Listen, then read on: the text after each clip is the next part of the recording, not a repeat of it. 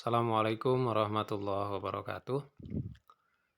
Bismillahirrahmanirrahim. Alhamdulillahirabbil alamin. Allahumma sholli ala Muhammad wa ala ali Muhammad.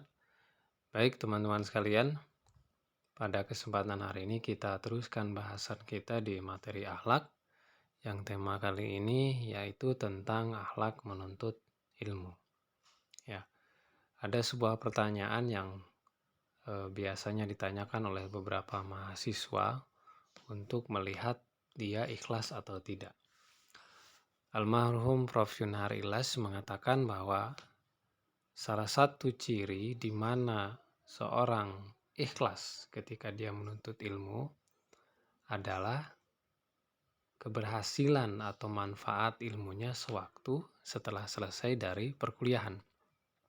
Kalau dia cukup bermanfaat, maka bisa dikatakan sewaktu dia melaksanakan pembelajaran di perkuliahan, boleh jadi dia memiliki keikhlasan yang penuh. Dan ketika proses pembelajaran tersebut, dia pun melaksanakan tugasnya sebagai mahasiswa dengan sebaik mungkin. Dengan begitu bahwa orang ini memiliki dampak keberkahan ilmu di kemudian hari. Maka nilai ikhlas dan melaksanakan proses pembelajaran dengan benar mutlak diperlukan bagi siapapun yang sedang menuntut ilmu. Yakni dengan banyak membaca, meluangkan waktu berinovasi untuk menulis, mengkritisi, dan melakukan segalanya dalam konteks menuntut ilmu. Kenapa harus demikian? Karena teman-teman sekalian, tentu seseorang yang tanpa ilmu, kemudian dia melakukan sesuatu atau melakukan tindakan tertentu, maka hasil dari tindakannya itu tak akan memiliki makna karena tidak didasari oleh pengetahuan. Yang muncul adalah sesuatu yang asal. Belajar tanpa tujuan pun hasilnya itu asal. Semacam itu. Ilmu tanpa dalil, tanpa dasar, atau seseorang berbicara tanpa ilmu, maka yang dihasilkan adalah sesuatu yang menyesatkan. Dan akibatnya kalau itu disampaikan di publik, di masyarakat umum, maka yang terjadi tentu kekacauan. Orang yang tidak memiliki ilmu kemudian dia memimpin sesuatu, yang terjadi adalah ketidakteraturan karena dia tidak memiliki pengetahuan. Maka pengetahuan menjadi dasar penting bagi seseorang untuk memanage banyak hal. Dirinya kah, masa depan kah, macam-macam. Maka tak salah ya, atau luar biasa katakanlah begitu. Ayat pertama yang turun kepada Nabi Muhammad adalah menyuruh setiap umatnya untuk membaca Iqra. Artinya kita harus berpengetahuan karena itu adalah bekal untuk kehidupan kita ke depan. Yang menjadi dasar seseorang harus berilmu banyak di dalam agama kita. Nah, yang tersebutkan di sini adalah keutamaan seseorang menuntut ilmu. Dan ini saya kira masyhur tentang hadis ini.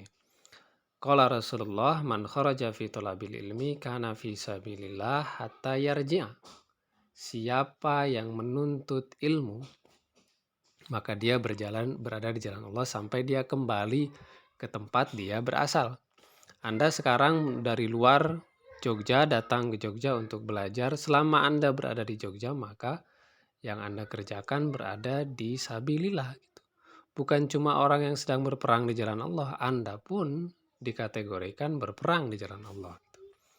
Bukan hanya untuk mengangkat senjata, tetapi mengangkat pena, ya kemudian membangkitkan nalar, itu juga bagian dari berperang dalam tanda kutip.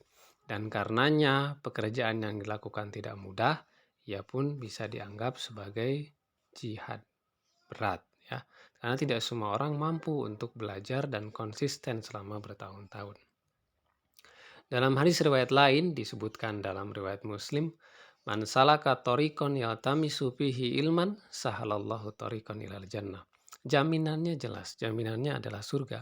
Sesiapa yang berjalan hanya untuk mencari ilmu, maka janji Allah kepadanya adalah surga. Dengan catatan bahwa tadi itu Anda memang belajar dengan ikhlas, istiqomah, penuh kesungguhan. Memang itu yang Anda terus lakukan setiap saat, setiap detik. Ini merupakan keutamaan bagi mereka penuntut ilmu. keutamaan yang sangat besar sekali. Ada hadis lain yang juga ini masyhur bahwa ilmu seseorang menjadi penolong orang tersebut sewaktu dia sudah wafat. Diriwayatkan di hadis Muslim, qala Rasulullah iza matal insan in qata'a anhu amaluhu illa min salasa. Shadaqatin jariyah aw ilmin yantafa'u bih aw waladin sholihi yad'u lah. Semua anak Adam kalau mereka sudah wafat sudah selesai urusannya kecuali 3 perkara, yaitu sedekah, kemudian ilmu yang bermanfaat, dan anak yang soleh yang mendoakan orang tua. Jadi salah satu yang harus digarisbawahi bagi kita seorang penuntut ilmu adalah memiliki ilmu yang manfaat.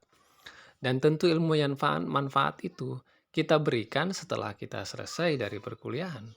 Atau tanpa menunggu itu pun, kemanfaatan itu harus terus kita berikan kepada orang lain.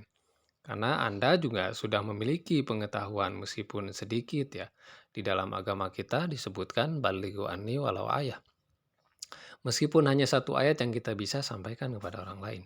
Meskipun cuma alif, ba, ta yang kita tahu, sampaikan itu. Karena itu bentuk pengetahuan. Dan itu akan menjadi amal jariah kita. Karena kita sudah mengajarkan itu kepada orang lain.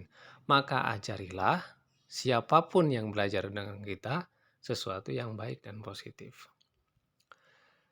Ilmu, bagaimanapun teman-teman sekalian, tidak akan sampai kepada kita tanpa syarat. Ya, yang pertama tadi kita sudah sebutkan di muka, dan itu pun harus dibarengi dengan niat yang betul ya. Ya, kalau Anda datang ke kampus atau datang ke majelis ilmu kemudian merasa resah dan bosan, coba cek kembali niatnya. Barangkali memang ada masalah dalam pelaksanaan niat kita sebelum kita pergi ke majelis-majelis ilmu. Yang kedua, dan ini juga sangat penting, adalah sungguh-sungguh dalam menuntutnya. Ini bukan mencari loh ya, menuntut. Ilmu itu harus dituntut. Kalau Anda mencari sudah tidak ketemu ya sudah selesai. Tapi kalau menuntut artinya bahwa yang memberi ilmu itu hakikatnya ada. Tinggal Anda mau mencari, mau menggali, ya kan? Mau menelaah, mau membaca atau tidak. Perpustakaan kita di kampus ada, ya. Toko buku di mana-mana ada, gitu. Internet ada, kita bisa menggali pengetahuan di sana. Tinggal kita mau bersungguh-sungguh atau tidak. Ya. Jauhkan diri dari dosa. Ya, salah satu penghambat pengetahuan kita adalah banyaknya kemaksiatan. Kalau senantiasa bermaksiat, melupakan taubat dan istighfar, dan kemudian kita melakukannya kembali, terus kembali, sementara kita sedang dalam keadaan menuntut ilmu, lantas tidak ada satupun yang masuk ke dalam diri kita, atau kita cepat lupa, coba cek lagi tindakan kita. Mungkin saja ada maksiat yang kita belum sempat bertobat ya, yang belum sempat memohon ampun kepada Allah Subhanahu wa taala. Beretika. Ya, tentu saja ya kita belajar kepada orang yang lebih tahu daripada kita. Karena kita merasa tidak tahu atau kita belum tahu tentang apa yang disampaikan itu, meskipun kita pun sudah tahu karena posisi kita sedang belajar, maka semestinya etika harus didahulukan. Karena itu merupakan sumber dari keberkahan ilmu tersebut.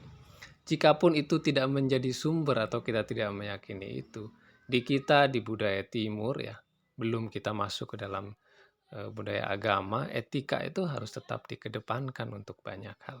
Apalagi sewaktu kita sedang belajar kepada orang yang lebih tahu.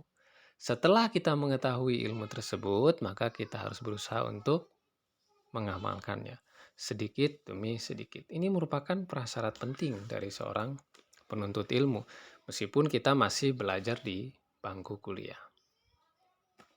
Nah, untuk itu ada beberapa hal bagi seorang penuntut ilmu ya untuk memiliki adab penting selama pelaksanaan dia menuntut ilmu. Nah, yang tadi yang disampaikan sebelumnya itu juga bagian dari adab menuntut ilmu. Tetapi jauh daripada itu ada hal yang juga urgen yang perlu diperhatikan. Pertama, bahwa seorang penuntut ilmu harus memiliki adab kepada Allah Subhanahu wa taala. Apa maksud tentang hal ini? Yakni bahwa kita harus mengerti bahwa menuntut ilmu adalah perintah dari Allah sendiri. Ini perintah di kitab suci.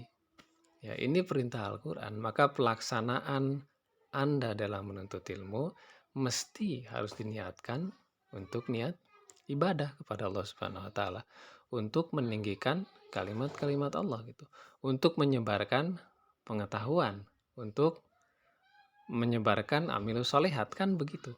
Maka dasarnya yang harus dikerjakan oleh kita adalah semata-mata untuk pengabdian hamba kepada pencipta. Dan menuntut ilmu juga, adab yang harus dimiliki adalah bagaimana adab kita kepada Rasul Muhammad SAW. Karena ini pun menjadi perintahnya, bukan cuma perintah Allah, tetapi juga perintah Nabi Muhammad SAW. Tadi hadisnya kita sudah sampaikan saking utamanya menuntut ilmu tersebut. Maka kita kepada Nabi Muhammad harus memiliki adab yang penting. Nah, adab ini kepada Allah dan kepada Nabi itu bisa kita laksanakan dalam keseharian kita ketika belajar. Misalkan yang sederhana, ketika memulai kita membaca bismillah, ketika sudah selesai kita baca hamdalah, kemudian ketika ada kesulitan dalam belajar atau menghafal kita membaca sholawat Allahumma sholli ala Muhammad. Ya kan, ini hal-hal yang harus senantiasa ada dan terpaut dalam diri seseorang. Jadi jangan sampai nilai-nilai ini dipisahkan. Karena kita memiliki ilmu itu bukan karena diri kita sendiri, justru karena dibantu oleh Allah Subhanahu wa taala. Maka apa alasan kita untuk menjauhkan Allah dalam setiap kegiatan-kegiatan kita? Seorang penuntut ilmu pun keberkahan ilmunya muncul karena ketiga hal atau hal ketiga yang perlu diperhatikan, yaitu memiliki adab kepada orang tua. Ya, berbuat baik kepada mereka selama mereka masih ada, memperhatikannya, menghubungi, memberikan bantuan jika Anda memiliki rezeki yang lebih, memohon doa, ya kan? Jadi jangan sampai kesibukan Anda setiap hari dengan hiruk-pikuk di kampus, tugas, perkuliahan melupakan orang tua. Mintalah dukungannya, ya, mintalah doanya. Mau seminggu sekali atau sebulan sekali, tiap hari ya lebih baiklah untuk menghubunginya. Mudah-mudahan dengan begitu nilai kita dalam meraih pengetahuan lebih barokahnya dapat karena kita berbuat baiknya kepada kedua orang tua. Tapi jangan juga lupakan adab terhadap diri sendiri. Kita ini juga punya hak badan kita ya. Ya, apa namanya? Ada kegiatan yang harus kita bagi. Saat ini kita harus belajar, tetapi di satu waktu kita juga harus melakukan kegiatan yang lain, namun kegiatan tersebut harus dibingkai oleh nilai-nilai akhlak juga ya. Terhadap karib, kerabat, dan tetangga pun kita harus menunjukkan nilai-nilai penting. Ini semua adalah bentuk pembuktian kalau Anda sedang menuntut ilmu. Maka siapa yang tidak mau ilmunya itu menjadi berkah, siapa yang tidak mau ilmunya itu menancap di dalam sanubari dan isi kepalanya, hal-hal ini perlu dilaksanakan oleh seseorang agar ilmunya terjewantahkan dengan baik, terpatri dengan baik dalam dirinya. Dan terpenting, ketika Anda belajar dengan seseorang, milikilah adab yang baik seperti yang tadi disebutkan. Harus punya etika. Wasuhbatu ustazi. Kalau perlu Anda ya datanglah ke rumah ustadznya, belajar kepada dia. Ya, bisa dengan seperti itu, tidak harus di dalam kelas, tidak harus melalui WhatsApp. Bisa juga Anda menghubunginya, Pak, kita mau diskusi, datang ke rumah, mau belajar. Itu adalah bagian dari suhbatu ustaz. Dan Anda mungkin akan mendapatkan pengetahuan yang lebih daripada sekedar hanya di kelas. Nah, untuk itu ya, hal penting juga bagi kita sebagai seorang penuntut ilmu untuk memperhatikan hal lain di luar itu, hubungannya dengan adab dan juga akhlak. Jauhi itu sifat hasad, sifat dengki kepada orang lain, termasuk dengan mengolok-olok temannya. Kalau temannya punya pengetahuan ya hargai itu. Karena kita pun kan ingin dihargai itu. Atau temannya bertanya, sedang berdiskusi, hargai pula, jangan merasa bahwa pertanyaan temannya itu buruk atau tidak mutu dan sejenisnya. Itu perkara yang harusnya dihindari. karena itu bagian dari hasad dan kedengkian. Kalau kita masih begitu, bisa dikatakan kita memang bukan seorang penuntut ilmu sejati atau belum sampai pada taraf itu. Hindari berfatwa tanpa ilmu. Kalau kita tidak tahu ya, tidak tahulah, bilang saja. Dengan begitu kita mencoba untuk dan berusaha mencari tahu. Jangan sampai muncul sikap sombong karena kita sudah kuliah, misalkan. Kemudian kepada orang lain yang tidak belajar, tidak kuliah, atau tidak belajar seperti kita, dengan keilmuan seperti kita, merendahkannya, dan kita merasa lebih tinggi. Ya, hindari itu, karena saya kira ilmu tersebut tidak akan memiliki keberkahan kalau kita hiasi dengan kesombongan dalam diri kita. Fanatik pada mazhab, ya tidak hanya kepada ilmu agama ya, yang mungkin kaitannya sangat erat pada arah itu. Tetapi pada ilmu apapun yang kita pelajari, jangan merasa apa yang disampaikan oleh dosen itu yang paling benar. Bahwa itu satu-satunya yang harus diikuti, tidak itu. Ilmu itu luas. Maka carilah dari satu tempat ke tempat yang lain. Jangan merasa pintar hubungannya dengan sombong tadi, karena sejatinya semakin kita tidak tahu, sebetulnya kita bodoh. Jadi apa yang harus kita banggakan dengan apa yang sudah kita miliki. Jangan pula berburuk sangka pada siapapun, pada ustadz, kepada teman, ya kalaupun belum bisa, paling tidak kita bisa meminimalisir sikap seperti itu. Sebagai seorang yang berilmu, maka yang harus dikerjakan adalah klarifikasi, mencari tahu. Jangan misalkan Anda dapat begitu, kabar dari orang lain, lantas ya diiyain saja. Itu juga tidak betul. Itu bukan tabiat seorang penuntut ilmu. Tabiat seorang penuntut ilmu, terima itu, cari tahu begitu. Baru itu benar, karena seorang muslim senantiasa mencari arah dan jalan yang betul. Hindari debat kusir. Kalau memang perdebatannya sudah mengarah kepada sesuatu yang tidak kondusif, maka sudah tawakuf. Pergi dan gak usah diteruskan. Tapi kalau kondisi perdebatan itu masuk kepada ranah yang sangat ilmiah dengan menghadirkan data, tidak ada kalimat-kalimat buruk di sana, bertukar pikiran dan dialog, tidak hendak menundukkan pendapat orang lain di bawah pendapat kita, maka itu bisa kita teruskan. Namun jika di luar hal-hal itu muncul banyak hal yang tidak menjadikan perdebatan menjadi kondusif, maka hindari. Nah, ini saya kira bagian terakhir dari pembahasan kita. Ada banyak ulama yang mencontohkan kepada kita bagaimana perjuangan besar mereka dalam menuntut ilmu ya. Misalkan Ahmad bin Hambal. Dia harus mengembara ke beberapa kota seperti Irak, Iran, ke Syam, ke Damaskus ya, ke Madinah, ke Mekah dulu kala ya, dengan berjalan kaki hanya untuk mendapatkan hadis. Ya, kita jangan membandingkan dulu dengan sekarang ya. Sekarang pun banyak kendaraan, belum tentu kita mau jalan ke sebuah tempat gitu. Atau jangankan tempat jauh, dekat saja dengan kita. Misalkan ada orang yang kita anggap memiliki pengetahuan, kita tidak mau datang ke situ. Jadi nilai perjuangannya itu rendah. Maka kesungguhan itu disebutkan tadi yang sebelumnya. Sungguh-sungguh ini adalah contoh kesungguhan tersebut hingga dia dikenal sampai sekarang kan. Imam Baqi bin Mahlan, dia pun sama seperti Ahmad bin Hambal, ya saking gigihnya dalam menuntut ilmu, berjalan kaki jauh ya, bayangkan dari Spanyol menuju Baghdad jalan kaki sampai berapa lama itu ya. Kalau orang sudah cinta, demen, ya merasa pentingnya sebuah pengetahuan, jarak tidak akan menjadi hal yang sulit. Dia akan jalani itu, dia akan temui hanya untuk sebuah ilmu. Karena keutamaan yang dimiliki seorang penuntut ilmu dan apa yang terjadi setelahnya begitu bagi seorang penuntut ilmu. Karena itu adalah bekal kita ke depan. Al-Hamazani Al-Attar, dia orang yang dermawan, terlahir dari orang yang kaya. Hanya untuk sebuah ilmu dia harus melepas semua warisannya agar dia dapat menuntut ilmu. Luar biasa. Orang dikasih warisan ya beli sesuatu kan, beli ini, beli itu, punya ini, punya itu. Orang ini tidak demikian. Dia menempatkan ilmu di atas segalanya. Sulit kalau sudah pengertian tertinggi dari sebuah ilmu dimiliki oleh seseorang.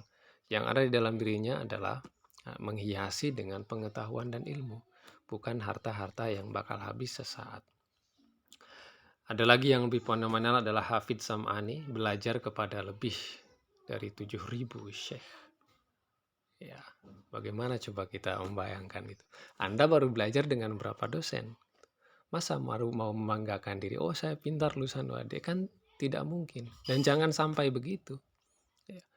Maka saya bilang tadi jangan fanatik. Jangan cukup hanya di UAD, jangan cukup hanya pada satu dosen tertentu, belajarlah kepada yang lain karena ilmu begitu luas. Nah, dari pembahasan ini mudah-mudahan kita menjadi seorang pembelajar sepanjang masa, bukan seseorang yang hanya mencari nilai saja dalam kuliah itu. Itu ya penting untuk masa sekarang, tetapi value, nilai, siapa diri kita itu yang mestinya harus juga penting dalam mengembangkan keahlian. Nah, sekarang ini sudah mulai menurun nih kebiasaan-kebiasaan ilmu itu. Ya, apalagi dengan kondisi seperti sekarang. Orang kan gampang-gampang saja tinggal buka WA, ada video, selesai, sudah gitu tanpa kita tahu apa pentingnya seorang yang bersungguh-sungguh dalam menuntut ilmu. Setelah kuliah selesai, kita masih saja tidak tahu apa yang kita pelajari. Kalau iya demikian hasilnya, maka akhlak kita dalam menuntut ilmu harus dievaluasi. Saya kira itu teman-teman, mudah-mudahan ini bermanfaat dan menjadikan kita lebih mawas dalam menuntut ilmu. Syukron, terima kasih. Assalamualaikum warahmatullahi wabarakatuh.